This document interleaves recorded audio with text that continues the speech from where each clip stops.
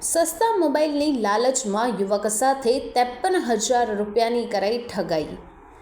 અંકલેશ્વરમાં ઓનલાઈન ખરીદીના નામે છેતરપિંડીનો વધુ એક બનાવ સામે આવ્યો છે, જેમાં એક યુવકે સસ્તામાં મોબાઈલ ફોન લેવાની લાલચમાં 53,000 ગુમાવ્યા છે. પ્રાપ્ત વિગતો અનુસાર સુરતના મોટા વરાછા વિસ્તારમાં રહેતા અવી ખેની નામના યુવક OLX પર મોબાઈલ શોધી રહ્યા હતા. દરમિયાન એક એપલ આઈફોન સસ્તા ભાવે વેચાતો હોવાનું જાણવા મળ્યું. યુવકે આપેલા નંબર પર સંપર્ક કરતા અમીન નામનો એક ભેજાબાજ વ્યક્તિ તેના સંપર્કમાં આવ્યો અને પોતે અંકલેશ્વરમાં રહેતો હોવાનું કહી વિશ્વાસ જીત્યો. આરોપીએ યુવકને વધુ અપડેટ મોડલનો મોબાઈલ આપવાની લાલચ આપીને અંકલેશ્વરમાં મળવા બોલાવ્યો અને પોતે ક્રોમા સ્ટોરમાં કામ કરતો હોવાનું જણાવ્યું.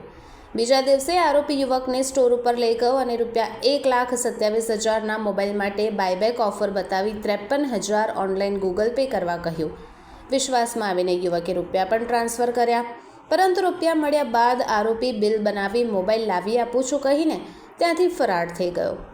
છેતરાયેલા યુવકે GIDC પોલીસ સ્ટેશનમાં ફરિયાદ નોંધાવતા પોલીસે ગુનો નોંધી તપાસ શરૂ કરી છે. હાલ પોલીસ આરોપીની શોધખોળમાં લાગી ગઈ છે.